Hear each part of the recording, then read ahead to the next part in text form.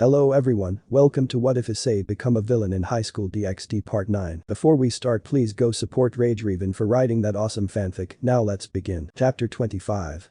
Fall of Heaven. Previously we saw Mirana running away from what seemed to be two BX Commando series droids, however, she was seen by Issei and Elizabeth. They have a conversation however, when it was revealed that Gabriel was affiliated with the droid faction, Elizabeth knocked her out cold. Issei then went inside her mindscape and had a formal discussion with her. He also came to know that it was her parents guiding her to become an exorcist. It was not her first choice, and definitely not her dream. She also voiced her reasons that genocide was never right, however Issei showed how little the angels cared about them, and also revealed that if she were to die, she would be forgotten. Mirana soon realized that fighting for the angels was not right and accepted Issei's offer of joining him. She and Elizabeth were reunited as they began their plans of the Fall of Heaven. Issei went inside soon after, when he was working on crescent circle gauntlets. When Gondal showed up, she revealed that her inner self wanted to talk with Issei. Once Issei was inside, he saw a devastated Gondal, who now had no purpose in her life. Issei decided to give her a purpose, to fight for him, which she accepted after a little convincing. She seemed to be genuinely happy working for Issei. Once outside, she hugged Issei due to gratitude. As he was in awe, Gondal showed genuine happiness, as Issei then suggested her to train the other sleeper agents, as she nods in agreement. Meanwhile, Issei and the others head to the location with the rest of his generals, as he makes the plans for the Fall of Heaven, as he states that the girls will be on the main front to deal with the Vatican, as they decided to wipe everyone out from this world. Issei states that Malak will disguise everyone when they enter the location, causing agreement to rise up in the group. Eventually Issei reveals the third general of the group, who was revealed to be Vader. As he bowed in front of Issei, Issei showed him some details on who his targets are that needed to be eliminated, as Vader graciously agreed to it.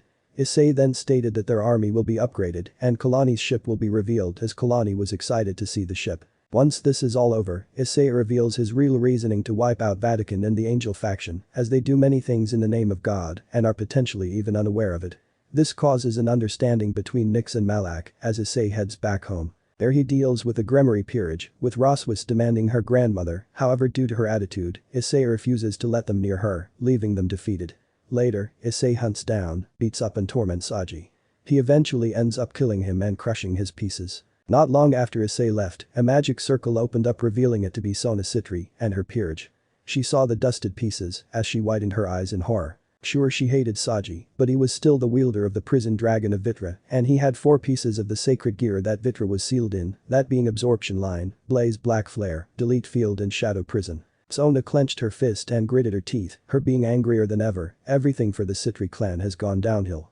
Ria's cut off all contact with her and stopped being her friend due to her not trusting her because of her actions against Miyuki. Even her own parents blame her for misdeed, and even Seraphol's disappearance, who was now confirmed to be presumed dead. Things have only gotten worse for the Sitri clan, who are now trying their best to plead Miyuki to once again be the heir of the Sitri clan to save it.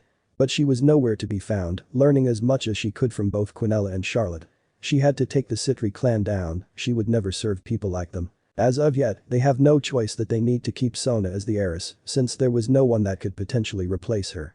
This caused even more problems for them, causing the search to double. None of this was liked by Sona Sitri. If anything, she hated what was happening to her and in turn was slowly being driven to snapping one day. She was losing everything, even her peerage was not safe, as people started questioning them as well. Thankfully they all came clean, even Jinshiro was unaware of Miyuki. Eventually Tsubaki kept her hand, snapping Sona out of thoughts. "Sona, what should we do?" Tsubaki asked, as Sona spoke. I don't know, we need to report Saji's death to the factions." Sona continued in anger. "That idiot, he must have definitely provoked someone stronger, or I will be blamed for what he did. We should have never brought him into the Devil Society, he is absolute scum." Tsubasa responded, to which Sona agreed to her words. "I agree, but he is nevertheless important, he does have Vitra pieces." Sona spoke with thought, as Momo sadly spoke. "So what now?" Sona sighed and responded, "There is nothing we can do. I have a feeling that Haidu or someone from the droid faction must have eliminated him." Sona's voice brought fear into the rest of the peerage, as some of them gulped in fear. "Let's head back, there is nothing that can be done." The peerage nodded, albeit reluctantly, as they all headed back to their homes, not knowing that Issei was the one who had him killed for his actions against his loved ones. 2 days later, day of the attack. Battleship, near Vatican, 9:30 am. Malak had already used Innovate Clear to set up a dimension, and with Issei's dimension lost, the human civilians were unaware of what was happening. This was to make sure only those that knew of the supernatural as well as the exorcists and priests were the ones to be dealt with. The stage is set. Malak looked at Issei, who looked down as he spoke. Deploy everything including the rocket troopers and spider droids. Issei spoke coldly as he continued, add the Ot ones and hailfire tanks, show no mercy. Understood. Malak spoke in the communicator, Grievous, Gondal, you two know what you need to do, right? We are aware. Grievous's voice spoke for both of them as he disconnected the communications. Another one came and this time, it was from Elizabeth. Heaven is being on guard, most of the angels are present in heaven guarding its secrets, what do you ask us to do? Issei spoke from the communications as he responded, wait for my signal, once the angels leave, lower the barrier that is protecting them, and send the souls to purgatory, they should rest permanently, we will be joining you soon. Issei spoke seriously as Elizabeth responded, leave it to us, Elizabeth exclaimed with a determined tone as Issei cut off connection. I will be joining my apprentice in taking them down. Malak spoke seriously as he teleported to the battlefield. Moments later, everyone in Vatican outer grounds realized that they were under attack due to the clanking of the battle droids. The priests and the exorcists were caught on guard as a certain cloaked figure entered the room as he removed it, revealing to be Grievous. At that bastard, the Pope shouted as several exorcists have their weapons ready, they all charge at the metalloid monstrosity as Grievous smirked sinisterly while speaking. Then, supernatural scum. Grievous activated his 4 lightsabers as he deflected all of their holy light blades with ease, and before they could even react, Grievous disarmed all of them with ease. Soon, the B-1 battle droids, B-2 battle droids and BX Commando series droids swarmed the area, gunning any of the disarmed exorcists without any mercy. The BX Commando series droids were even more brutal, decapitating anyone that was in its way, while Grievous was having a sword clash with the Pope. The reinforcements will be coming soon, and you and the droid faction will fall. Your unjust killing ends here, the Pope shouted as Grievous retorted while chuckling. It is funny on how hypocritical the Catholic Church has always been, hiding your misdeeds and committing them in the name of God. From the Crusades to the modern-day rapes and other misdeeds, you still fail to see your actions, don't you? Grievous deflected another strike from the Pope. While the Pope gritted his teeth in anger, Grievous looked behind to see the new mechs joining the fight. The first seemed to be a vehicle that was described to be as big as a tank, with a white exterior and blue parts that covered a lot of the vehicle. Aside from that, it had cannons and turrets all over, with oval-shaped design comprising the outer hide. The cannons fired superior projectiles that was even capable of destroying barriers made from an ultimate class beings. There were 10 of these things. These were AA-1. The second one seemed to be also a tank, except it was dirty green in color, with red eyes meant for sight. Its center has the front similar to that of a motorbike. While the sides seemed to be circular wheels meant for movement, the chains seemed to be similar to the tire of a motorbike. The center also had several missile launchers attached to the sides of it, making it seem to be a war machine. Its missiles can easily take out armies with ease. These were hailfire tanks. The Pope looked at them in fear. These things were 10, and they were strong enough to wipe out the Vatican with ease. Grievous also noticed an additional battle droid joining them, however these were different, they looked like a regular B-2 super battle droid, however they had additional shoulder appendages, along with a red paint on many of their parts. They also have an additional jetpack that allows them to fly in the air. These were 50 in number. They were B-2 super rocket troopers. The 3 new droids started to bring terror into the hearts of many, including the Pope, whose chances of survival are next to minimum. Another figure decided to join. These were 5, but were huge enough to cover an entire mansion. They were 4-legged with a sphere-blasting lasers at the center. These were spider droids. They kept firing as the Church of Vatican started to fall apart. Soon afterwards, some reinforcements had come in. This was Dulio Gesualdo and Lind Selazan. Lind was described to be a young woman with a mix of black and white hair and with red eyes. She bears a striking resemblance to Fried as she looks like the female equivalent of him. Dulio, on the other hand, is a handsome young man with blonde hair, green eyes, and dressed in priest clothes. He has 10 pure white wings, which are a symbol of his powers. You droids will fall tonight, Dulio shouted, seeing so much death happen to his exorcists and many others. The Pope, well distracted, was decapitated by the cyborg general.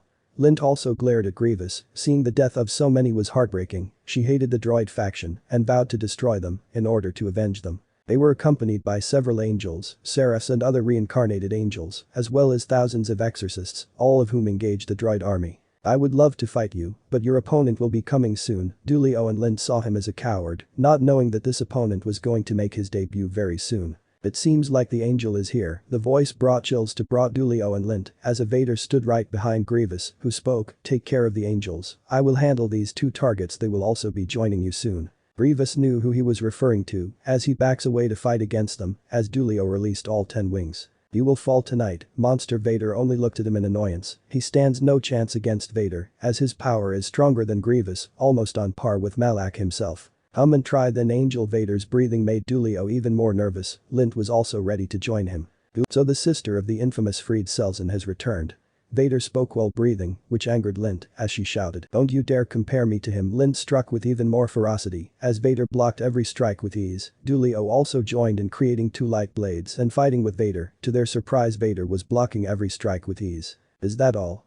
Vader spoke coldly as moments later, even the 3 great Seraphs joined in, along with several high-class angels and ultimate-class angels. Michael then spoke coldly. "You're surrounded, General, it would be wise for you to surrender." Vader only laughed manically in response as he spoke. "All I am surrounded by is fear and dead men." Vader spoke coldly as Uriel shouted. "In that case, attack, wipe him out," Uriel commanded. However, this proved to be one of his biggest mistakes. As soon as the angels charged at him, they suddenly started to choke, unable to speak anything. Dulio, Lint and the 3 Seraphs looked in horror. They charged at Vader in an attempt to stop his madness, only for the Dark Lord to bring the angels in front of them. This caused him to grit their teeth in fury. As they backed away, Dulio shouted in response, "You coward!" Vader ignored them and pulled his light blade towards him, ready for something. They were brought closer and immediately decapitated, much to everyone's horror. Michael was horrified. Most of the angels were pure angels, not the reincarnated ones. These angels were already at a decline due to God's death. Michael glared at Vader, summoning several light-based weapons ready to fight, only for him to be struck by several magic attacks. Vader resumed fighting against Dulio and Lint, who were angry by the deaths caused by him. This was revealed to be the girls that were assigned to the fight, that being Artemis, Gondal, Miyuki, Charlotte and Quinella. All of them joined the fight. The latter 2 talked to Issei, as they also wanted to join in the fight. To the angels, they all seemed to be different types of super droids, not knowing they were in Malak's illusion. Artemis fired a barrage of arrows, killing many angels that were caught in the onslaught, with Gondal firing many of her magic circle. Her magic knowledge surpassed that of even Roswis herself. Many were killed by her elemental magic attacks. Charlotte used her King of Flies ability to easily burrow into their bodies, as the flies killed them easily. No exorcist or angel was spared from their wrath. Quinella and Miyuki used their magic power as well, with Quinella joining in with even more magic, which was high-ranking demonic magic, and Miyuki using advanced water magic. With her being on Satan class at this point, she was strong enough to easily take on Sona and even give Seraphil a run for her money. It is a shame that the latter was dead. Michael was forced to have a duel with Malak, while the other 2 Seraphs were facing off against the girls. They were struggling to even hurt them. Uriel gritted his teeth in fury, while Raphael was horrified. Seeing the situation, his only best idea was to retreat, since he was being outmatched by several others, as magic spells were being thrown. As Uriel and Raphael along with Michael were generating magic barriers. "I can't hold for much longer." Uriel was almost about to fall, as Michael helped him and spoke. "Don't give in, brother, we can't let you lose." Michael helped him up, as even Raphael struggled. Michael immediately contacted the DXD team to help with them joining as soon as possible. The DXD team comprised of Riaz, Sona, Seirg and their peerages, along with several others as well. Sikvara and Laisha were absent primarily due to them refusing to associate themselves with the supernatural. The others couldn't come primarily due to having problems with their own factions. This was true for the Yaokai and other Celestials from the Shinto faction, who were trying to recover from the damage inflicted during their previous attack. They had to deal with their own problems, rather than help heaven. The ones that did come along with the peerages were the remnants of Slashdog team, along with Vali team, minus Vali, who was with Issei dealing with the angels guarding heaven. But oh dear, Rhea spoke with horror seeing the dead bodies, as Seirg spoke snapping his cousin out of her shock. "I know things are bad, but we have to fight them. Haidu will not help us, he even killed Lord B***. Seirg spoke sadly yet seriously, as he looked on. He then continued, "Come on, let's take these droids down." But Sona spoke, as Arthur spoke. "Look Sona, we have lost a lot of people. They refuse to help us because of what happened, so you can either act like a spoiled brat and stay stuck up or stop them. You have already sabotaged us by keeping Miyuki inside a room and hiding us from the rest of the world. Grow up Sona." Citri Sona clenched her teeth and fists in fury, as Arthur looked ahead, as Seirg and the others all joined them. Lafolia was watching everything from above as she contacted Malak and spoke. "Master, can I deal with the Pendragons? I have a score to settle with Lafay." Malak responded while dealing with Michael. "You may, but you will be in disguise. Do you wish for this?" Lafolia spoke in response. "Nothing will make me more happy than torturing Lafay, but there will be no killing. I want to see her suffer." Lafolia spoke coldly. She hated Lafay more than anyone else for making her and her family turn her back on the true hero. Well then, you can join and expect the invisible hand to join. Kalani will disrupt the gates of heaven and the sacred gear system." Lafolia nods as she activates her 2-bladed red light blade. As she joins the battlefield, she sees another ship join in the battlefield. This was the invisible hand that Kalani talked about, a ship that looked similar to Malevolence, except it was much bigger. It was also a dark gray in color and was 1088 in length, 198 meters in width, and 347 meters in height. It seems like we are in position, the chances of success are 100%, a mechanical voice boomed from the invisible hand. This was Kalani. Good, start the breach protocol, sabotage their communications so that no one else decides to join them. Malak told Kalani, who nodded. Meanwhile, Issei, who was watching from the invisible hand, saw this as his time to head to the location. He was along with Mocha Yura, Mocha Amak and Nyx. Understanding this, Issei picked up the communicator and spoke. I will be heading to heaven, make sure that the souls are ready for transfer, and activate self-destruct. Elizabeth responded from the communication. Gabriel and Murano are on it, the other angels suspect nothing. Issei smirked as he disconnected the call, as they all headed to the location.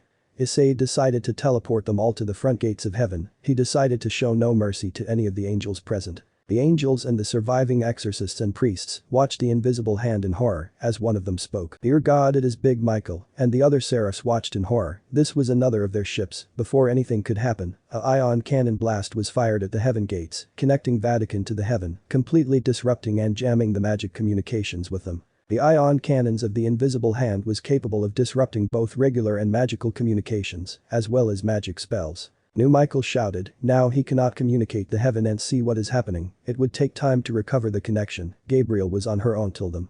The only reason the DXD team was here was because Michael was able to communicate outside. However, heaven is completely isolated from the rest of the supernatural world. This was the perfect time for Issei to kill the angels, and nobody will come to know. Seems like heaven is isolated, huh? Malak spoke with a mocking tone, as Michael's wings were starting to have a slight grey effect. He was even more furious than before, as he exclaimed. You will fall, Malak, Michael exclaimed, as he easily deflected the attacks with ease, as he used force lightning, making the archangel scream in pain. Uriel and Raphael ignored their targets and tried to save their friend, only for them to be forced to be facing off against Artemis and Gondel for Uriel, and Quinella, Charlotte and Miyuki for Raphael. Meanwhile, Vader had already overwhelmed Lint. She was bleeding and was barely able to stand as he was facing off against Dulio, who tried using his balance breaker, Flagelo di Colori dell'Arcobaleno, Speranza di Briscola, also known as Inevitable Punishment of the Holy Angel's Rainbow, Shining Star of the End. He tried to use his ability, Speranza Bala di Sapin, on Vader, but he managed to repel it with his telekinesis. Vader had no intention of clearing his mind. As a result, Dulio refused to hold back and use his balance breaker. Why don't you repent and face the judgment of God, Dulio shouted. Due to his balance breaker, he now had 12 golden wings on his back and 4 halos above his head. He created several bubbles to try and entrap Vader in order to torture him, only for Vader to speak. Crush. The bubbles were instantaneously destroyed without a problem, shocking and angering Dulio, as Vader spoke. Your God is dead, the devils have seen to that, he died pitifully, just like his disciples will tonight. Vader unleashed a devastating crush, destroying the terrain completely. Bored, he used telekinesis to bring Dulio close as he started to use insanity, making him remember the deaths over and over again. Dulio fell to his knees as he saw visions of children being tormented and other mental tortures as Vader came closer, with his blade ready to decapitate him. He started to choke Dulio as he gasped for air. His steps were haunting, almost as if the Reaper had decided to claim the angel's life. Please stop. Vader looked at Dulio in an apathetic manner as he spoke. I have you now. Vader pulled Dulio closer and stabbed his heart as he widened his eyes in horror. His angelic halo and wings went away as he had the look of fear as he dropped Dulio. He then used Disintegrate to turn Dulio into ash. Lint watched the scene in horror as she muttered. You monster, you killed him. You monster, Lint eventually shouted as she tried her best to get up despite her injuries. Her screams garnered the attention of all the angels as they watched in horror that Dulio was dead. Michael was even more angrier. It was a miracle that he did not fall. Those that looked up to Dulio were devastated. Team DXD were horrified that their leader was now dead. Many of the members had already fallen due to the invisible hand constantly firing its cannons along with the droid army. Many had already fallen or were critically injured. Riaz, Sona, Sayerg and Arthur watched in horror, while LaFolia was dealing with LaFay, who was barely standing. Disappointing, LaFolia channeled telekinesis, which was given to her by Issei and Malak. She sent LaFay flying, as Arthur shouted. LaFay Arthur was horrified seeing her sister like this. He charged at LaFolia, who was easily blocking her strikes. Her past training combined with Malak's brutal training made her formidable, even going on toe-to-toe with Arthur. Don't interfere. LaFolia used force lightning, which was too damaging for Arthur. He shouted in pain. Arthur was on his knees. He dropped Caliburn and was groaning in pain. She turned her attention to LaFay. I will deal with my old friend myself. LaFolia twirled her blade as LaFay looked in horror. In her eyes it was a droid that was hurting her, it looked female to her, however this was primarily due to Innovate Clear making it seem that way. You seem pathetic than the last time I saw you but it's time to end this. LaFolia rushed with her light blade as LaFay desperately tried to defend herself. She blocked LaFolia's light blade with her attack, causing her to be annoyed by it. She used lightning to force her behind as LaFolia wanted to make the Pendragons feel despair with her deciding to bring her into the fight. Send her into the fight, General Kalani nodded as a bright teleportation light showed up.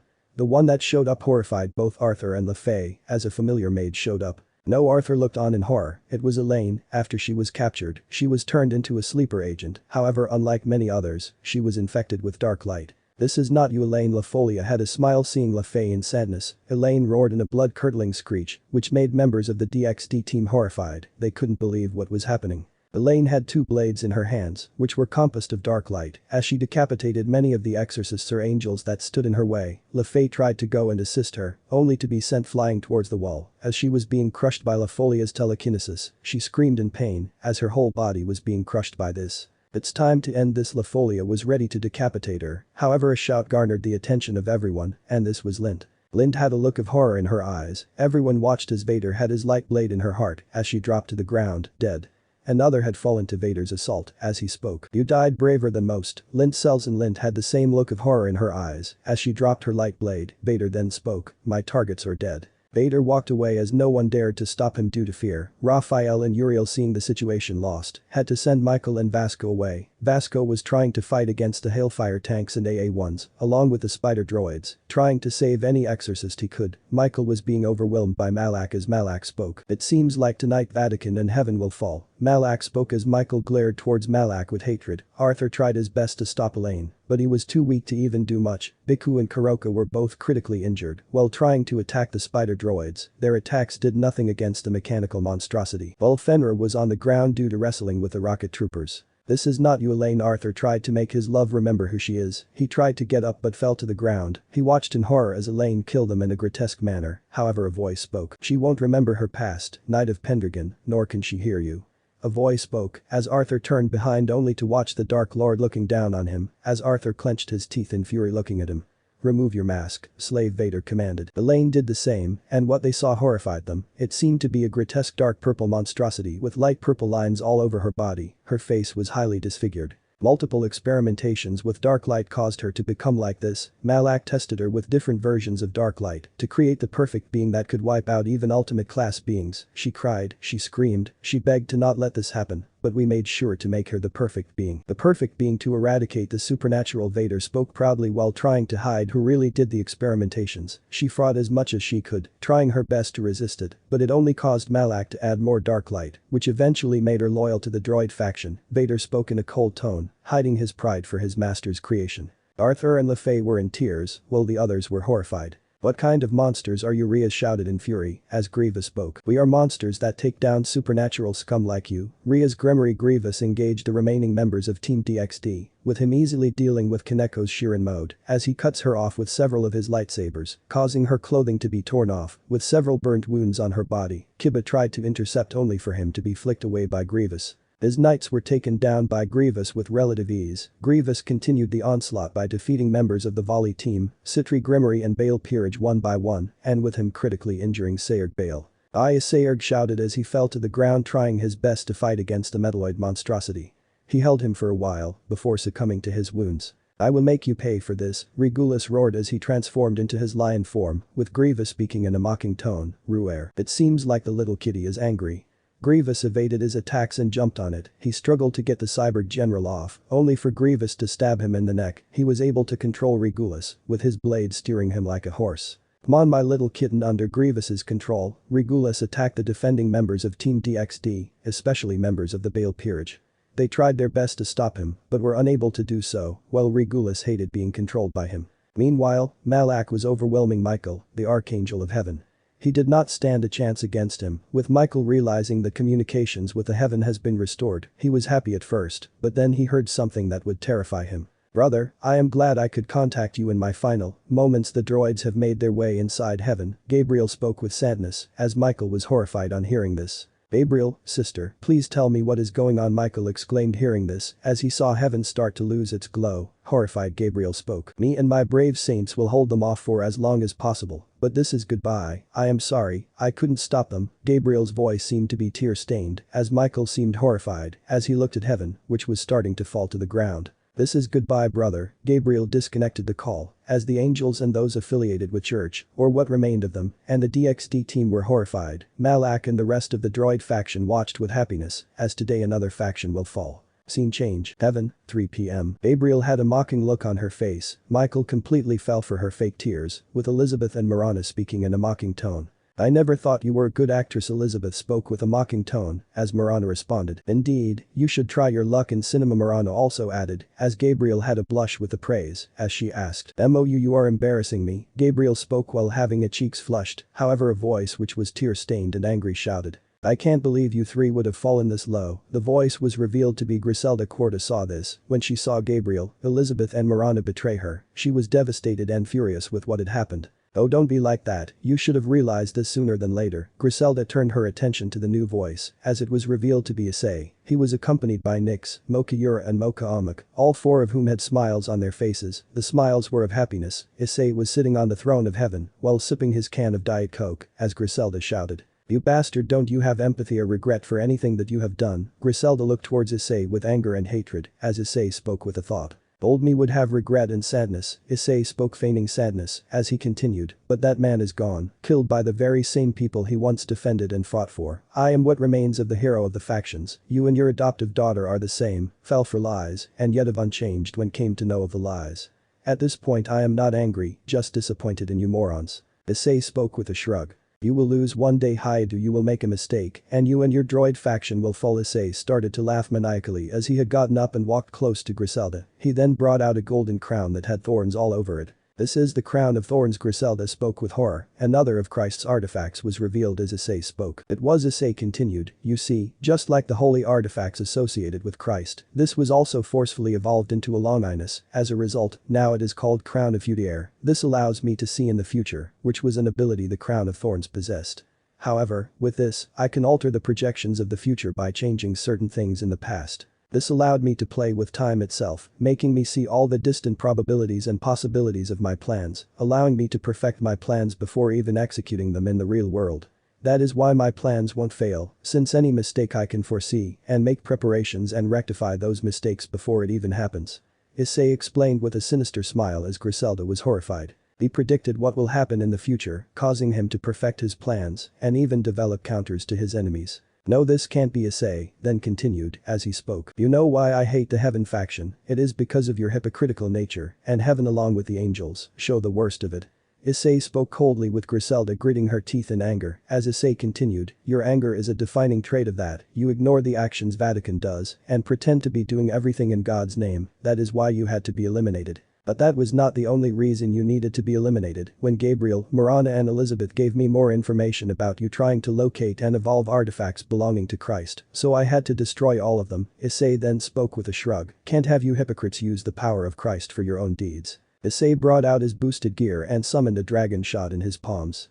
Griselda looked in horror. The people she once trusted betrayed her, and the once former true hero of the factions was now their biggest enemy. The chance of them winning the war with the droid faction is gone. Fear was laced in her face. Their biggest hope for help was their biggest downfall as well. She saw his expression. It was cold and heartless. He had no remorse or guilt for his actions. To her, Issei looked down upon most of the supernatural, deeming them as utter scum that have no place in this world. She was one of those utter scum. Issei did not have any respect or empathy for her or the angels. They were fighters that served God, but to Issei, he saw them as no different from devils or fallen, just in a different color. She gritted her teeth in fury, but not at Issei, but at her own helplessness and regret for her past actions. She hated what Issei had become, a monster that won't hesitate to wipe out anyone he deems unfit to this world, as Issei spoke coldly. Goodbye, Griselda Corta, and don't worry, your death will be hurting her the most. Griselda glared at Issei with anger and hatred as Issei spoke with a mocking tone, but you can be assured that your daughter was always in good hands. Griselda's eyes widened as she shouted. No, you stay the hell away from Zenobia. Issei fired the dragon shot at her head as her head was blown up as blood splattered all over the ground. Her headless remains slumped to the ground as Issei spoke. Let's end this, I am bored anyways. Prepare the collision course towards Vatican and destroy the relics. Tonight another of the factions has fallen. Issei's words earned nods, with the girls destroying the artifacts belonging to Christ. They would rather destroy them than let them be used by the factions, as Mocha Omic's eyes were covered by her sister, as she exclaimed in annoyance. You know my sister is not ready for this, right?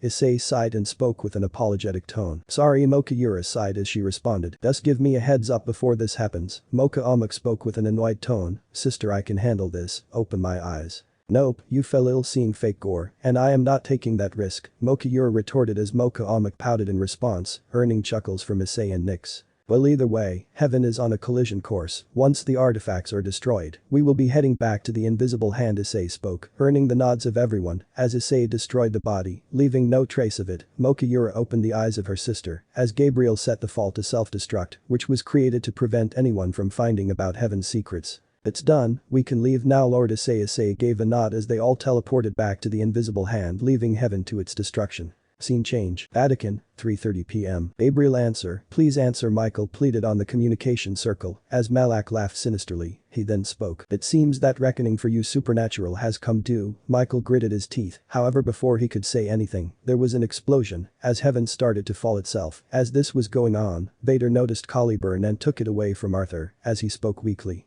That's mine, give it back. Vader ignored him and walked away. It could be useful to Lord Issei, as Arthur passed out due to his injuries. On the other side, LaFolia looked at heaven's fall, and seeing the LaFay in an unconscious and weeping condition, she spoke coldly before teleporting. I will enjoy your demise, but for now, I will let you suffer even more, old friend. LaFolia teleported back to the invisible hand, as Kalani teleported everyone back to the invisible hand. The ship was big enough for everyone to enter, as he proceeded to end the fight with an orbital bombardment. You two need to go, warn the factions on what happened. Uriel spoke, as he used the last of his strength to send Michael and Vasco to the underworld to warn what had happened. But brother Michael was unable to complete as the two were teleported. Raphael spoke. Avenge us, Michael, I know you will. Raphael spoke as he saw the invisible hand above them. Kalani fired an orbital bombardment, wiping out the remaining angels and exorcists, showing no mercy to any, as Team DXD watched in horror. Kalani then cackled as he spoke. But by angels, soon after that was done, the entire invisible hand teleported out of there, while members of Team DXD clenched their fists in anger, with Riaz desperately trying to wake up Sayerg. Come on Sayerg, you can't die like this. Sayerg was groaning in pain. The Team DXD failed to stop the droid faction again, they were helpless in doing anything. Scene change. Time skip. 5 days later, the droid faction was taking a break to recover and re-equip itself with more strength. They enjoyed what was going on. In the flip side, however, the same can't be said for the factions. The fall of heaven had devastating consequences throughout the supernatural world that left ripples throughout the supernatural. There was no stopping Malak and his faction. This caused fear to reach the hearts of many. The loss of Uriel, Raphael and Gabriel along with their brave saints was devastating to say the least. The Archangel was horrified and devastated when his faction was reduced to rubble. Even the other seraphs like Sandalphon and Metatron were barely recognizable, and all of them were dead. The only 4 survivors of the Angel faction were Irina's parents Tauji Shidu and his wife, along with Vasco Strata and the Archangel himself.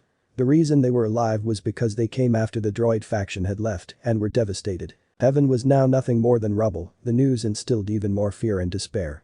Everyone was afraid of another attack from the droid faction. They were afraid of what might come. They were afraid of what might happen. All the people were afraid that they may not wake the next day to see their families and loved ones, so much so they were fearful of even sleeping. The streets that once had the cheers of happy children of the supernatural that were playing outside, no one could see them anymore. They feared that Malak will attack them anytime, causing them, and that made many tremble with fear. Furthermore, there was no way heaven could be rebuilt, and in the human world, the destruction of the Vatican was blamed on an earthquake, and it spread like wildfire. This made Michael even more angry, primarily due to the fact that the artifacts were destroyed, as well as the system of heaven in charge of miracles had been completely destroyed, and nothing could be done to rebuild any of them. The only one who enjoyed their suffering was Issei, who was sipping from his can of Diet Coke while watching the news on the Supernatural News Network. He had a confession earlier from Artemis, and they both went on a date, with Nyx's permission, of course. He also noticed Ingvild and Valerie working harder than usual. As a result, Malak has asked them to take a break, since he did not want unhealthy and non-ready allies in the droid faction. Issei also had to plan on how is he going to please his girls. He knew that sooner or later, the girls are going to ask him to move their relationship to the next level. He then spoke with a smile. I am going to have lots of fun. Issei spoke with a chuckle as he got up to prepare for his time with Nyx, Quinella and Charlotte. Unbeknownst to Issei, his actions have attracted the anger and attention of a certain faction that is not affiliated with the Kuo Treaty. Chapter 26. time for pleasure 18 plus. Highschool residence, 9 p.m. Issei walked across the room, he entered his room, as it was dark, as he put the lights on, he looked at the girls, and almost had a nosebleed. He looked at Nyx, she was now wearing a red lingerie, and had a blush on her face. Issei noted that she once again changed her appearance. With her eyes now being a fiery orange and her being even more mature in height. Oh Issei. You remember what is today, right?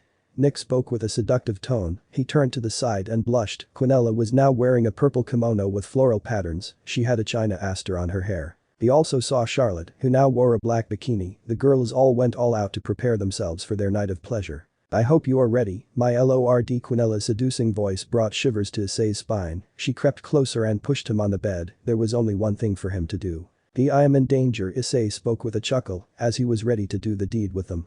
And we are all here for you, my darling. Nyx spoke with a seductive smile, as she was ready to do it with her dragon lover. Issei mentally spoke to Drake. Drake, turn off my morality inhibitors. Drake was surprised by this, he knew what he was trying to do, it would be taking away his morality, he was not going to hold back, not anymore. He was gonna be the red dragon of domination. Are you sure?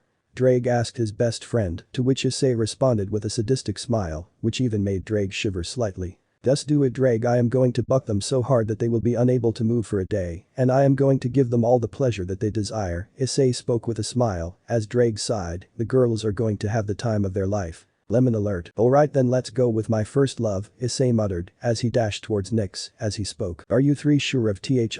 Nyx smiled, giving him the answer he needed as he removed her bikini, leaving her breasts exposed. He started to bring it closer and started to suck it. Nyx controlled herself, she was not going to give in so easily. Issei could see her clenching her teeth, a flustered look was seen on her face. Seeing this, Issei stopped, he removed his shirt and pant, only leaving his undergarment on. Nyx understood this and made out with him as their lips intertwined and they both started to French kiss. This went for a while when Quinella pulled Issei forcefully separated to kiss as she spoke with a pout. Lemon skipped a few minutes, all the girls with their naked bodies were cuddling Issei. Nyx was sleeping on top of him while the girls take one side of his bed. He brought the two girls together as he felt their breasts on top of him. He had a blush as moments later Nyx woke up. Oh my, you woke up. Nyx had a blush on her face as Issei asked, say, why did you change yourself? Well I seemed too childish for you, that is why I decided to imagine myself more mature looking. Nyx spoke with a blush, her body flushed heat as Issei sighed, he then spoke. I don't care how you look, you will always be my Nyx, nothing is going to change that, don't change yourself for me, just stay the way you are. Nyx had a steamy blush on her face and had some tears fall down, he genuinely loved her, there was no doubt in that. To follow up with that, Issei kissed her on her forehead, with her having a blush, she slept on Issei as she spoke. I love you Issei. Love you too, NYX. Issei spoke with a smile as the two girls hugged him even more, as Quinella spoke. You're mine. Charlotte spoke while she hugged him to be closer, with Quinella speaking. Don't leave me. Quinella spoke happily as he hugged the two girls closer, he cared for them like their very own, as Issei spoke. I love the two of you girls too. Issei kissed their foreheads as they both smiled, all in all they all had a very pleasurous and good time. He hugged all the girls, and they hugged him as sleep drifted into their eyes. Time skip brought to you by Chibi. Issei playing with Chibi Nyx, Chibi Quinella and Chibi Charlotte, while the other girls watch in jealousy. The next day, Highschool residence, 9:30 a.m. Issei and the other girls were seated in the Highschool residence as they all were having their breakfast. Charlotte was on Issei's lap as she spoke. This is embarrassing. Charlotte had a blush on her face as she was being fed some noodles by Issei, with the Gremory peerage having some breakfast. Issei ignored them since he would have fun rather than ruin his mood than deal with those morons. Hey, even I want to sit on your lap. Issei. Quinella spoke with a pout as Issei rubbed her head, he then spoke. Alright, you can sit on my lap another day. Quinella responded with a smile as she nods. Nyx then pouts, which is something Issei notices as he speaks. Nyx, you are too big, but I don't really mind, the bigger the stuff is, the better. Issei spoke with a grin, causing Nyx to blush, she now was old enough to be his wife at this point. She decided to keep this form, refusing to change it anymore. Seeing this, Issei was chuckling. I am so jealous. Artemis spoke with a pout as Athena responded equally jealous. Don't worry sister, we will soon see ourselves in Charlotte's place one day. Athena spoke, to which Elizabeth nods, she also wanted to sit on Issei's lap one day. One day even I will as well. Ingvild thought, looking at the scene with jealousy, yet happiness, jealousy because it should be her, but happiness because Issei was happy, especially after a very long time. While the Gremory peerage did not have happy looks on their faces, they were annoyed by what is going on, and this was especially true for Ravel and Kaneko. I don't understand. Ravel spoke, it was loud enough for Issei to hear as he loses his happy tone and asks, "What now?" Ravel responds as she speaks. "When me and Dai were together, me and Kaneko used to always fight for his lap, but why aren't you girls fighting for the lap?" Issei did not even bother to answer, the truth was that they were just insecure, which was not a good thing in a relationship. "I agree with the fried chicken." Kaneko spoke with a monotone voice, annoying Ravel, however Quinella spoke before that. "Is it not obvious?" Quinella spoke seriously, gathering everyone's attention. "It is because we know that Ice would love us unconditionally no matter what happens, we have faith that he loves us, and we will return that love to him." Charlotte nods in agreement, to which Nick speaks mockingly, "I guess your relationship with Dai has a lot of insecurities." "We were not insecure," Ravel retorted angrily as she glared at the primordial goddess, however a glare from Nyx caused her to shrink back to her position. "Good, know your place." Nyx shook her head as she continued, "We are not insecure with our love, because we know that he will always love us. Your insecurity states that you would lose Dai. You feared that Dai would abandon and not love or never love you, isn't that right?" Nyx spoke as both Ravel and Kaneko look away. "And he did betray you, didn't he?" Nyx spoke mockingly with a sadistic grin, as both Ravel and Kaneko flinched as Issei chuckled seeing them like this. "If it makes you feel uncomfortable, then don't get his attention. And let me eat in peace." It was Ingvild that spoke, who was eating her food while narrowly gazing towards Ravel in annoyance. As Ravel retorted again. "That's not true." Athena was the one to speak, which surprised everyone since she often did. "If anything, you don't love Issei. You always loved his brother Dai for his good looks, so if you are feeling jealous, it is not jealousy, it is insecurity, since you never loved Issei like the three girls next to him." Athena's voice was cold, causing Ravel to run off crying, with some from the Gremory peerage glaring at Athena. "That's gotta hurt." Ingvild spoke with a snarl, as Kaneko responded, "I don't recognize you anymore, it is almost as if living with them has made you bad." Kaneko retorted, leaving Ingvild confused as she spoke. "Huh?" Issei sighed as he spoke. "Don't bother with them, Ingvild, you should eat your food, since they are jealous that I am giving love and attention to some girls other than these spoiled brats." "Good." Ingvild continued to chow down on her food, while everyone looked with disbelief. Riaz was the one to speak. "You have changed." Ingvild. Issei wanted to retort, however Ingvild put her hand in front of him, implying that she has got this. "The truth has made me see things. Gremory, I was blind and made my mistake listening to you, otherwise I would be in Nyx, Quinella or Charlotte's position." Ingvild spoke coldly. Riaz clenched her fist as she continued eating. She became even more colder than before, even the other members of the Gremory peerage retorted. The girls on Issei's side were slightly amused seeing the situation as an unfortunate guest shows up at his place, and this was Sona, as she spoke. "Living with him has made you even worse, Ingvild." Issei was getting irritated just by hearing her voice. It was a good thing Miyuki was absent since she was training with Malak, she left early, and Issei spoke. "Didn't I tell you that you are not welcome here anymore?" Issei asked with spite in his voice, as Sona retorted. "I wasn't talking to you." Issei responded with anger, "but you were talking about me, and do I need to prove what I can do to you, Sona?" Sona started to gulp with fear. Issei got up and walked towards her. He had put Charlotte in her seat as she watched Issei walking towards her and spoke. "You, Serafal and Dai are made for each other, Sona. You undermine your sibling's success and fail to admit that to happen, and besides, why are you even here? To spite me, keep in mind that I can easily kill you and your family, and not even the factions will save you." Sona was fearful of this, however she retorted, "I am not like Dai." "Bullshit, bitch, you are exactly like him." Issei shouted in fury, his green eyes showing, as Sona backed away nervously. "You will always be second rate, you will never be like Serafal, let alone Miyuki, who will soon reach her super devil level, in no time, and then she will wipe all of you out of revenge." Sona was sweating profusely, as she had tears in her eyes, as Issei spoke. "If I see you even a feet near Haidu residence, I swear you will meet the same fate as Ajuka." "Do I make myself clear?" Sona nodded furiously, in fear, as Issei threw her back into her magic circle, which teleported her from wherever she came from. "Nyx, remind me to make a stronger barrier to prevent unwanted visitors from entering my place."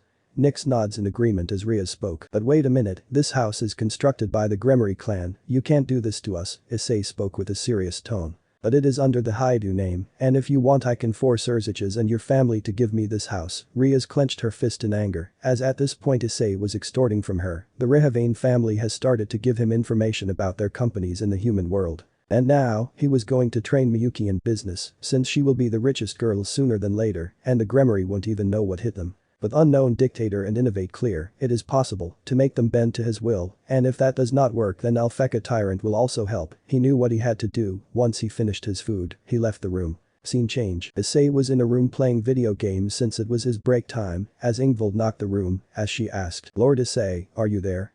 Issei then spoke. Just give me a minute. Issei paused his video game, since it was fortunately not an online game. As he opened the door, he sighed, as he asked, what happened? Ingvild spoke in response. As she enters the room, she closes it, and what now? With heaven falling, what should be our next plan? We stay still, take a break and relax. After all, the faction's demise is imminent.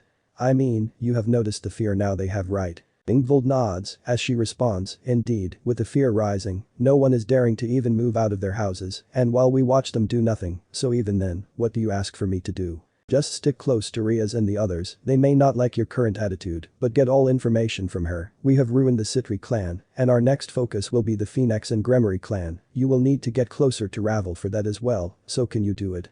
Ingvild nods, as she responds, I can, and I will do it. Issei nods, as Ingvild takes her leave. As Issei gets back to playing his game, he almost was close to unpausing his game when someone barges into his room. What the buck, I can't even play in peace, Issei exclaimed in annoyance, only to see Aika, his sister, compared to Ingvild, who was at least someone that was barely tolerable, as he exclaimed, what do you want? Brother, I beg you please help us. Issei made the most annoyed and disgusted face imaginable as he spoke. My answer remained unchanged, you are on your own. But the factions are really desperate, they need your help, Aika exclaimed in sadness, as she stopped Issei, who flicked her hand away as she fell to the ground. She was crying as Issei made a disgusted face. He then spoke. Not my monkeys, not my circus, if anything, I was the hero, but he is dead, gone, now I only serve myself. That's it, Issei exclaimed coldly, as Aika pondered. But think about the children, they are suffering because of your lack of help. You are right, they are suffering. Issei's words made her smile, as he sat down and spoke, but now, I can play games, since supernatural concerns are no longer mine. Aika lost her smile, and quietly left the room as Issei continued his playing of games. He hardly cared about the supernatural bothering him at this point. Scene change. Malak's base, 6:30 p.m. Issei and the others entered Malak's base, as they were called by Malak and Lucas RageRevan. Issei asked, what's the matter? Why have you called me here? Issei asked, to which Lucas pointed to some papers as he spoke. The Grigori had asked me to find them a way to infiltrate so that they can build themselves some model homes for people like Odin and the faction leaders to stay in, as well as all the funds that they have asked to put into the devil companies. Lucas spoke coldly, as Issei looked at the documents. He then spoke. Put all these in an account I will be creating, make sure that none of this goes to anything the supernatural owns. If anything, we can easily pin the blame on the faction. In worst case scenario, it's time we change our tactics. Malak then asked, are you planning for financial drain? Issei nods in response as he speaks. Now we won't destroy their factions by destroying them, at least not for now. We will take away their financial income. I mean, take a look at the average devil life and the average human life. It is time they suffer financially. And I know a few companies that belong to the Gremory family. Lucas, send me all the details by tonight about these companies, alright. As you wish, Hide you don't know. Speaking of which, how has my daughter been? Lucas asked Issei, to which Malak responded. She is a quick learner, in no time, I will make her the general, since sooner than later we will reveal ourselves to the supernatural, and they are desperate even more now. Lucas smiled that her daughter was benefiting the droid faction, as Issei spoke. Indeed they are, they fear that we may attack anyone, and from what I remember, they even fear the sleep. It is simple, we now stay put. Issei spoke with a smile, as the others nod. Lucas then asked, I don't know, what has happened to the Pendragons? Issei asked, the leaders are their spawns. Lucas shook his head as he asked, the leaders, Uther and his wife. They are dead, there was no trace of them, I made sure of that, the only one who was alive is Elaine Westcott, that's it. Issei spoke as Lucas nodded, he hardly had any empathy for his former friend. Speaking of which, there is something I need to tell you, Elizabeth spoke, as they all gathered the attention of the entire group. Our actions have attracted the attention of a faction that was close to the biblical faction. What faction?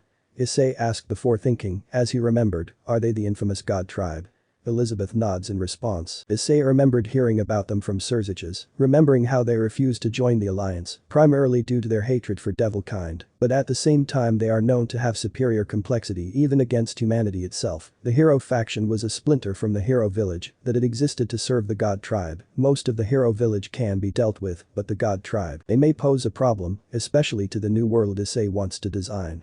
I see they may pose a problem, but they are not even that strong. One orbital bombardment should deal with the problem. Hell, I might even argue, even with their prowess Surziches, and the devil faction will put they down if they want to.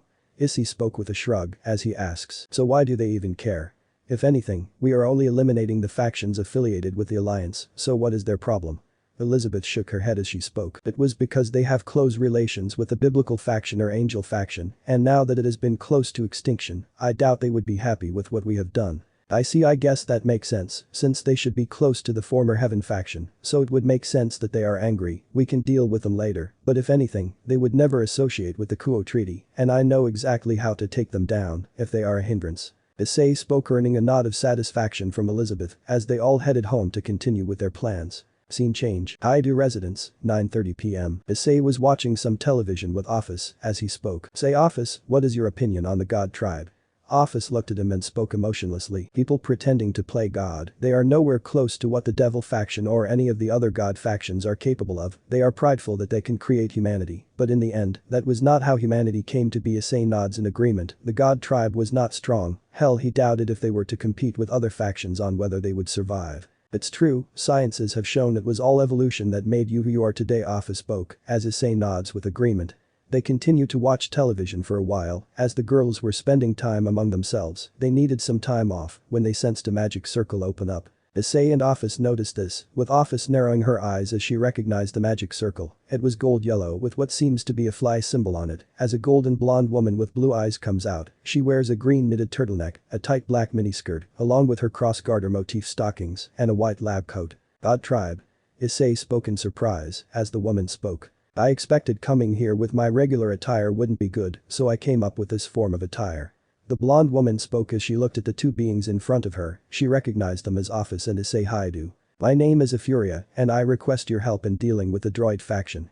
The now identified Euphoria as she looked at Issei. Highschool, however her voice had some level of arrogance in it, as expected from a god. I am sorry, but I am not going to help the supernatural. You and your God Tribe may not be part of the alliance, but I will not help any of you. Issei spoke coldly as he got up. Euphoria sighed. She narrowed her eyes before radiating a green aura. Then you give me no choice. I will have to convince you to help us. Issei narrowed her eyes as two gloves came into his hands. He knew that all gods have a fatal weakness to God Slayer magic as he brought out Lightning Slayer gloves as he spoke coldly. Well then, don't blame me for what happens next. Chapter 27. The God Tribe. Highschool residence, 9:30 p.m. Issei avoided a magical blast from Euphoria as he shielded Office, who spoke in an emotionless tone. I would be fine, this goddess stands no chance against me, Issei retorted. Yeah, but that doesn't mean I am letting you get hurt, right?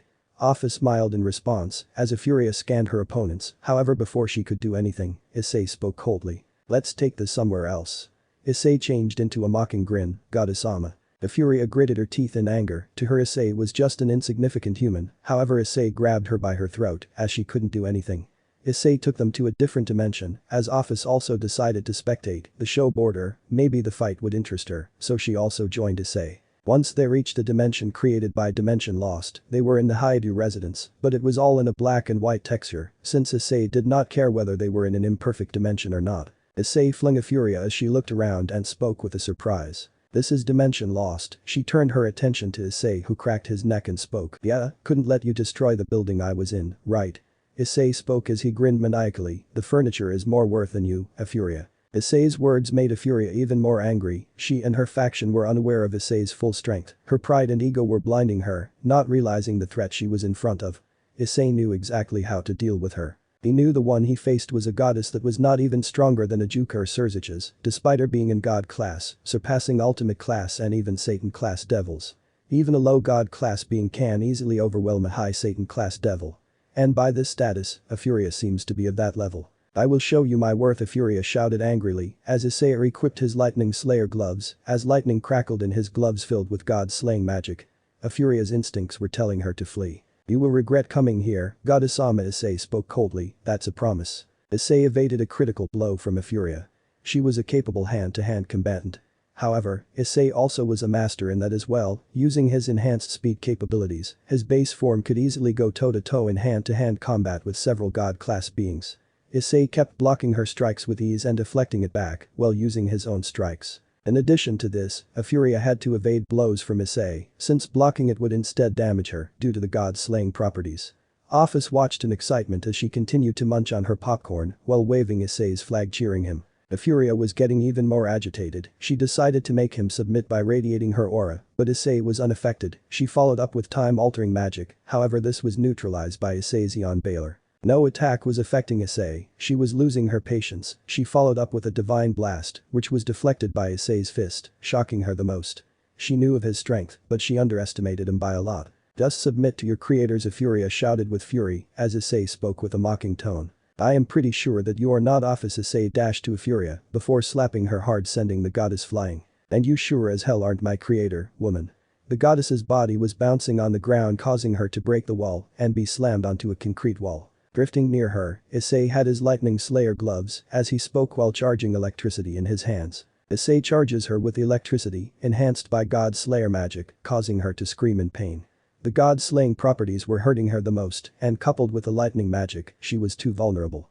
Once she was down, Issei stopped the lightning. He looked at her in a cold manner as she groaned in pain. She had blisters and burn wounds all around her body. Issei then spoke coldly. So where is your bravado now? Furia. Issei's words caused the goddess to glare towards Issei. Issei crouched to her level as he spoke. It's time to end this. Issei brought out Alpheka Tyrant as he threw some nails, causing Furia to pass out as he speaks. Don't worry, you will soon be my slave, whether you like it or not. Furia could only pass out helplessly as she realized what would happen next. Office soon floated beside him and asked emotionlessly, so what will you do with her?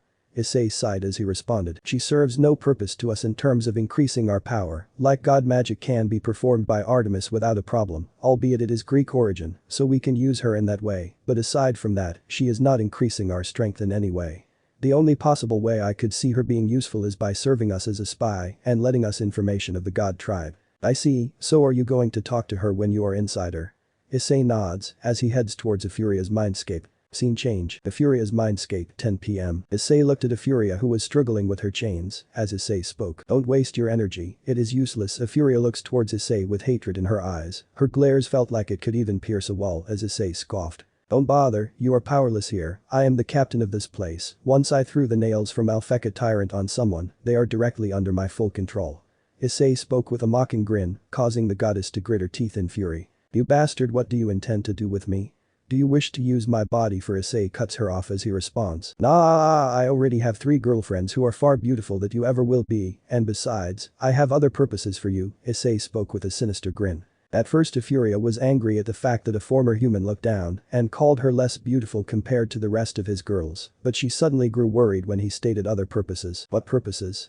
Furia asked with worry, to which Issei smirked and responded. Simple, your body will be used to gather information about the rest of the God Tribe, as well as their weaknesses and strengths, so as to put them to the ground. Furia now started to have fear and anger in her eyes, as she asked angrily. Why you? Furia gritted her teeth in fury as she shouted, who the hell do you think you are? Oh, I forgot to reintroduce myself. Issei's eyes started to glow red as he spoke. My name is Issei Haidu, the person that is the de facto leader of the droid faction is me, and I am its supreme leader. Furia paled at this, she refused to believe as she shouted. No, I refuse to believe someone like you can be the supreme leader, Furia retorted angrily, as she had disbelief in her voice, as Issei started laughing maniacally as he spoke. Oh, believe me, Malak is only the face, I am the one that is pulling the strings. He crouches to her and pulls her chin towards him and spoke, and you shall help me achieve that. Never, I will never help someone like you are a monster, and I will not help a monster, Furia retorted angrily, as Issei had an amused look on his face. Many have said this to him before, and it all ends the same. Oh Furia, do you think I said you have a choice? You are going to destroy your faction and your loved ones, whether you like it or not. Issei spoke coldly as Furia pleaded. No, please don't destroy them, they are the only people I have in my life. Issei ignored her and started to walk away as he spoke, ignoring her pleas. You should have never come here, Furia.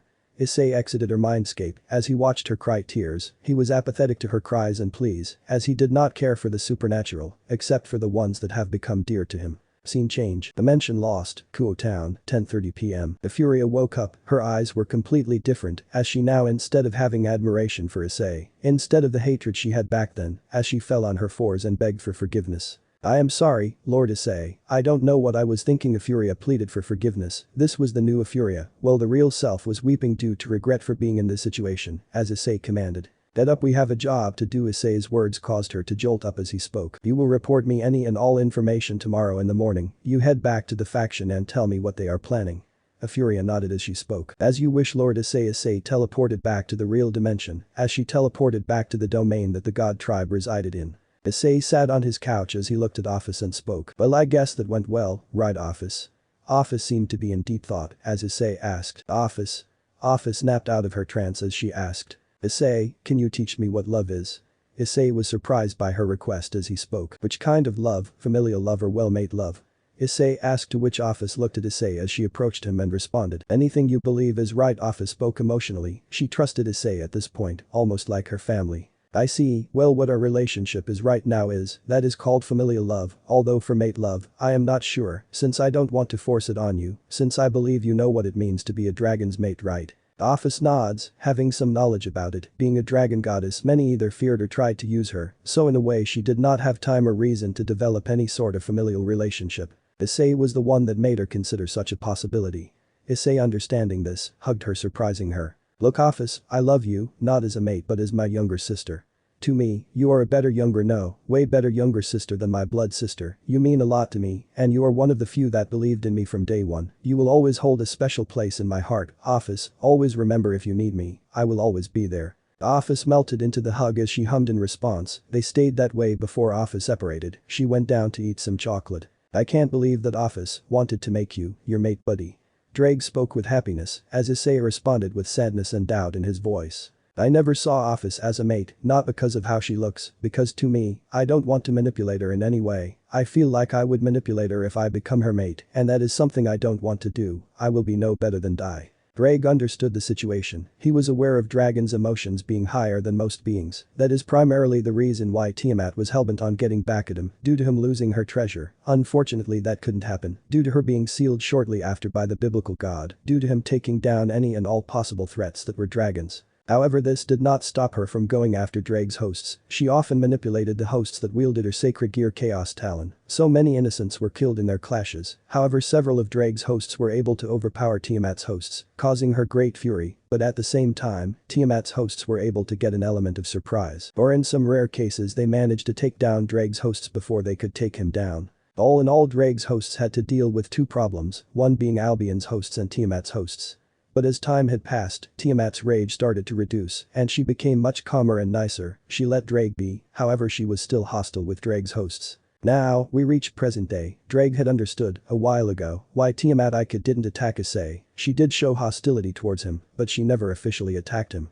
This was because Issei was able to hide his boosted gear from many, only showing the twice critical version to the factions. But Drake also believed that Tiamat had come to care for Ika just like he did for Issei, and she did not want her to risk her life and be potentially killed by Issei, since he had made it clear that he won't hesitate to even kill his family due to him being annoyed by them at this point. The good thing was that they are no longer annoying him due to fear or guilt.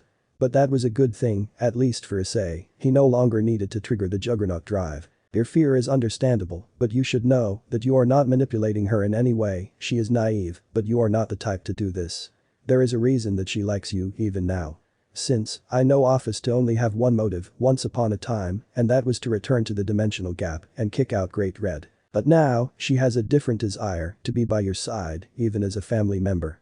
Drake explained to Issei as Issei nods. I see, but I will always love her, and that is not going to change, even Nyx and the other girls know this.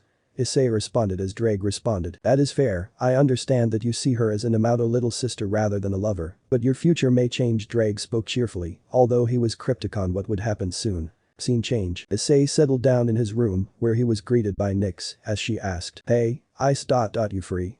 Issei looked at his girl, she wore a black nightgown which completely covered her body, she looked at Issei, her red eyes glowing in the darkness. Yeah, just a few things have happened recently, but it seems like we are under the God Tribe's radar. Nyx widened her eyes as she sighed, thinking that they would be a problem. Wait, how did you know? Issei responded, well, one of the goddess, Furia showed up. She tried to convert me into one of her heroes by force, and well, it didn't went well. Nyx was worried as she asked, coming close to him. Did they do something to you? If they did, not even Zeus will save them from what I will do to them. Nyx spoke with worry and anger in her voice, not even Zeus or any of the other gods will stop her from torturing the members of the God Tribe. Issei shook his head and responded, she tried her best, even if her power is a low god class level, she couldn't beat me, and now, we have direct information to the God Tribe, as well as Hero Village. Issei spoke with a smile, causing Nyx to breathe a sigh of relief as she continued. So is she. Issei responds with a nod as he speaks. Yep, she is now a spy working for us, I wonder what gods we will encounter there. Issei spoke in curiosity as he wondered what Furia has for him. Information is key if a war needs to be won. Soon, just like the God Tribe, the devils and the supernatural will suffer, albeit the latter will suffer financially now. I believe their leader will show up relatively soon. He must not be happy with Furia failing to get me to their side, and with her personality, even willingly I refuse to help her. All of God Tribe are nothing more than prideful beings, and based on the information I have, their pride even puts devils to shame. Issei spoke coldly, as Nyx nodded in agreement. Speaking of which, where is Quinella and the others? Issei asked, to which Nyx responded, well, they have been at the base training Miyuki. She is almost reaching super devil status. Her level is at least mid-god level. Issei nods, happy with her progress, as Nyx continued, furthermore, she often wants to take revenge against Sona Citri, and I believe she won't rest until Sona Citri and the Citri clan would fall. I will go talk to her. Issei spoke with a sigh as he continued, I am concerned for her well-being. She shouldn't push herself to her limits. If she does, she might pass out due to exhaustion. Sensing his sad tone, Nyx spoke with a smile. I am aware, that is why I fell for you. Your care for those that you cherish shows. She is fine. I have seen that she can handle herself when she pushes herself. Issei nodded on Nyx's words as they both settled down. They needed to rest after all. Scene change. Time skip. The next day. Malak's base, 9:30 am. Issei, Malak and Furia were reviewing the information about the God Tribe, as there was more information based on Hero Village as well, the same village that the Hero faction, or at least some of the members, were a part of. I see, so this Adagio is the leader to the God faction, and he is a prideful man. Issei spoke, understanding the gods present in the God Tribe, as Furia responds. I am aware, they were not happy when I failed to get you by your side, Lord Issei, and as for Adagio, he is even stronger than I am. Furia spoke coldly, no longer feeling any love or relationship to her former loved ones, while her inner self could only watch in despair. Then we have Jin Taoju to deal with. His strength is on par with the gods themselves. He even managed to defeat an evil dragon, with the ability to send attacks into a separate space. Issei spoke as Furia continued, and yes, he even drank its blood and can transform into a dragon. He also is someone we need to deal with. Fair enough, the dragon form can be dealt with, as an ion cannon can disrupt the magic attack from the malevolence. Issei spoke seriously, but at the same time, his banishing shift can nullity an attack and send it into a dimension. So he had to make it so that attacks like these won't affect him. Not to mention, from what I hear, Jin and the Hero Village wanted to join the alliance, but were stopped when the God Tribe intervened. Not risking a battle with them, Jin reluctantly accepted the deal. Issei spoke seriously as he continues, but even he has limits. Indeed he does, he can be beaten. Malak spoke coldly, as he asks, should I eliminate him? No. Issei spoke seriously as he responded, he is my prey, and his banishing shift can be potentially useful. I see, as you wish. Malak accepted with a grin, knowing that Issei could easily take on a super devil without a problem. He has been training almost every day, and whenever he got the time, he always tried to surpass his limits. He is close to being unstoppable at this point. Speaking of which, is the transfer to the account I created done? Issei asked as Malak responded, soon, it will be done. The companies under the supernatural that are being invested in will soon become bankrupt due to the lack of funds. They will soon suffer financially. I am aware, make sure it is under Miyuki Shiba's account so that suspicion does not fall under us. Malak understands, as this account was created primarily by the unknown dictator, so it is directly under Issei and Miyuki's control. Furthermore, the investors that are human to these devil and supernatural created companies. They will ask about the product, thus having a chance to trigger even a lawsuit, since they may lose that money. This would be the beginning of the fall of their companies located in the human world. They would believe that they have stolen the investors' money. This would cause any potential investors to back away, realizing that they are losing money. This wouldn't be a problem for some of the devils due to money not being a problem. But eventually they will run out of that money, since the attacks after dealing with the God Tribe and the Hero Village will be even more vicious, and even financial assets would be destroyed by their hands. Without their source of income, they will lose money, since by that time the companies would have run bankrupt and they will start to depend on the money they have stored with them. This would automatically destroy their privileged lives. Eventually they will have to lay off their workers and employees once their money runs out, and the companies would be destroyed. That would be the time to reveal himself once he finishes another attack, and this time it would be aimed at the Norse. He wanted to make Odin pay for his sins. He wanted to save the devils for the last. The devils started this alliance, so it would be fair to end this alliance with them. And he will kill Surzich's last, since it was him that envisioned a world of peace. But his peace is nothing but a lie in Issei's eyes. They are still the same, with several looking down on him and many others. He hated this false peace and was going to destroy the architects of this false peace. He saw what they did. When push comes to shove, they are willing to destroy the lives of others to save themselves. Their love to their factions and others can be seen as a lie. Issei was also blind to their desire of peace for a very long time until he got a brutal awakening. Soon enough he has plans of revealing the supernatural to the humanity as well. Well, I need to talk to Miyuki, Afuria, keep spying on the God Tribe, let me know if there are any developments. Issei spoke seriously, to which the goddess nodded before teleporting away. Issei heads inside to talk to Miyuki while Malak gets back to his work. He remembered that his visits to Persephone and Hades have increased, with them enjoying his company ever since the factions no longer bother him. Scene change. Miyuki was relentlessly training, almost perfecting her ice and water magic to the point that even a god-class being would struggle against her. Normally, many would state that this would be overdoing it, but she wants to destroy the Citri clan once and for all. Yo Miyuki, do you have a moment? Miyuki lost her concentration and her magic went. She looked to see Issei as she gave a smile. Sure, is something the matter, Lord Issei? Issei noticed her breathing heavily, implying that she was hard at training. I need to talk to you about something. Miyuki nods. As she takes a seat, Issei soon joins next to her, with him speaking. I have heard you have been overworking. Miyuki was surprised by this, as she looked down and responded. Yeah, sorry if I was blinded by revenge, it acts as a sort of motivation to me. Issei sighed and responded. That's fine, but don't let it control you, Miyuki. Issei spoke with a sigh. Right now Sona is going through one of the worst phases, she is hardly trusted, and now she hates everything that is happening to her. Not to mention, the Citri clan want to replace you with Sona as her heiress, so that is another thing. They are primarily doing this to preserve their reputation, so you can watch them suffer, just like how I am doing for the factions, they all will suffer, you can enjoy this. But if you do kill them right now, it would take away the fun, so don't do that and take some rest, recover for a while, and watch as the dominoes crumble. Miyuki nodded in understanding, maybe this was the right way. She can recover for a while, and watch as the Citri clan suffers. Issei, can you tell me something? Miyuki looked at Issei, asking a question, as she speaks. Did you have anyone in your life that you cherished before Nyx that was? Issei looked at her and sighed, as he spoke, not expecting that question. You are free to answer, whenever you can. Issei shook his head and spoke. It's fine, I guess it is fair to know that. Issei sighed, as he responded, I cherished my former family, before I awoke to the realization that they don't care for me, and that was 1.5 years ago, as we speak. What? But they treated you like garbage, right? Issei nods to Miyuki's question as he continues, indeed they did, but I always tried to get on their good side by helping them and even the factions, but never once was I appreciated. Truth be told, I am happy seeing them suffer now. Then I had feelings for Rias Gremory and even Gabriel, but you know what happened when I told you about them, right? Miyuki nods, remembering what he had told them about this. She also remembered about Ingvald and on how she betrayed him. Well, another thing I wanted to talk to you is that all the money that the devil companies are giving will be received in your bank account that will be shared to you. Miyuki nods in agreement as she agrees to his request. So what should I do with all of this money? I have no use for it anyways, Miyuki asked, to which Issei responded with a shrug. You can do whatever you want with this money, it is all yours, and the best part is that no one would suspect that you have the money, and if things do go south, just give me a call with the communication circle, okay? Miyuki nodded with a smile, as she started to see Issei as more than her savior. She owed him a lot for saving her from her prison and giving her justice.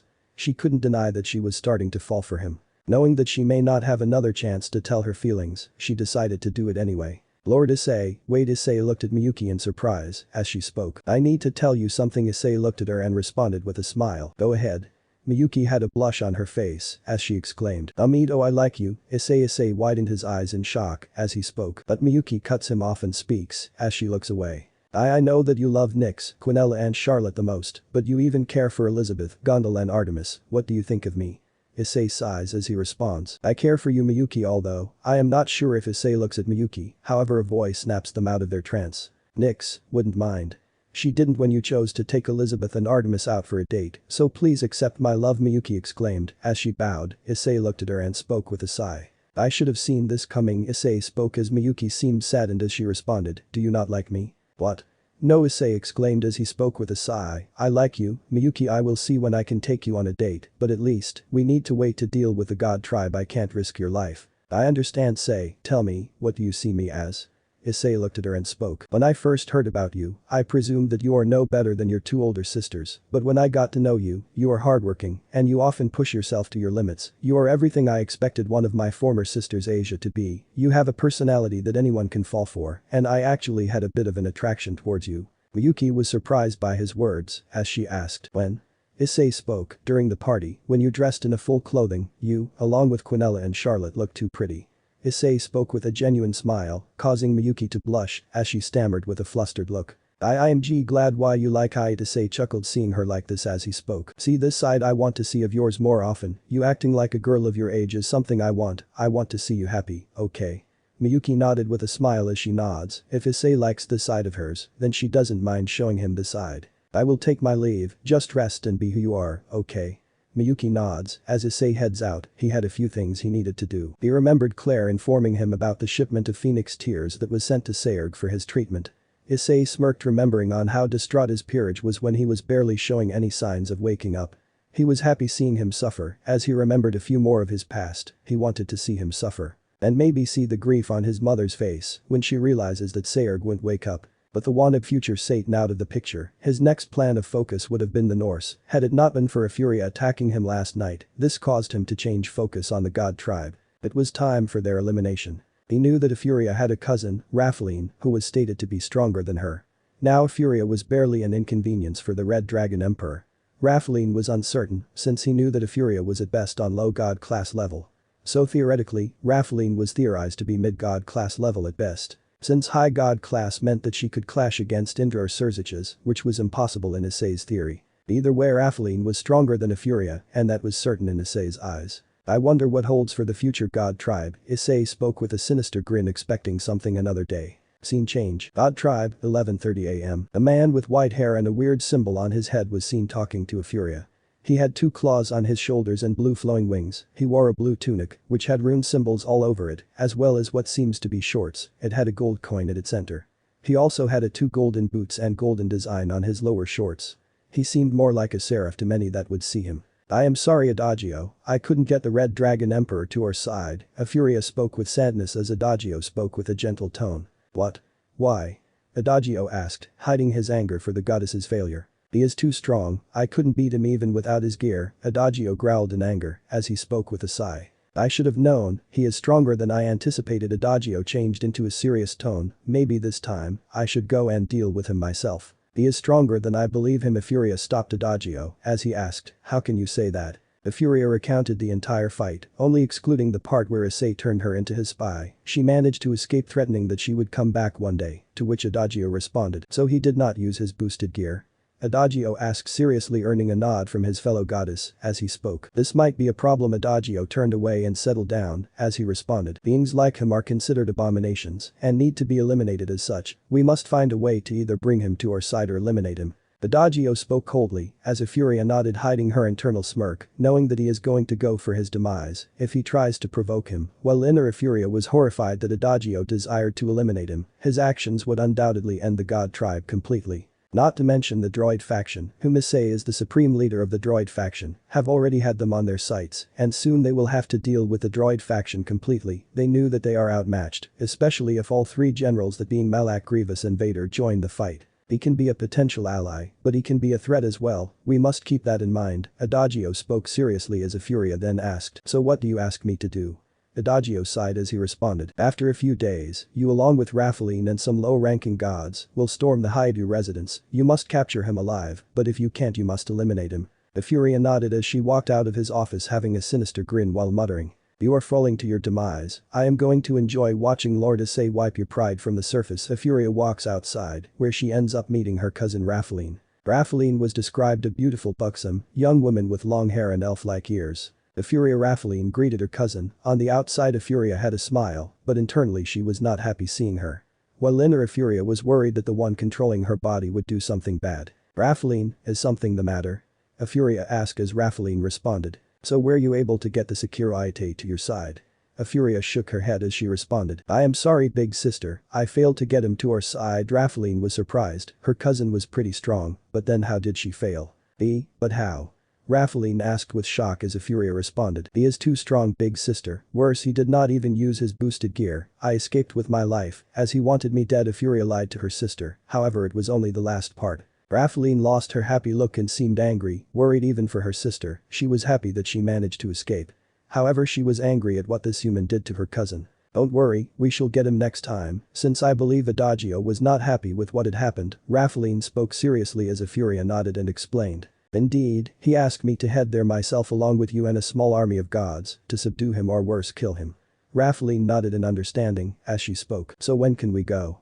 Raphaeline was eager, she would love to go now, as Euphoria spoke. We can go after a few days, when he is not expecting us to show up, that is what Adagio told us to do. Raphaeline nodded, she then spoke. Very well, I don't mind even going now, but I think we should take him by surprise. This might be our only hope against a droid faction. Raphaeline spoke coldly, to which Euphoria, she wondered if she could use Jin Taoju's help to take this boy down, since his power surpassed that of even Satan-class beings. Unknown to them, attacking Issei would be their undoing, as the one they are trying to bring is their worst enemy. Let me know in the comments below if you guys want the next part. Also check out my other video that has been shown and left. Thank you for watching. If you enjoyed this video, please like and share this video. And have a fantastic day. Bye.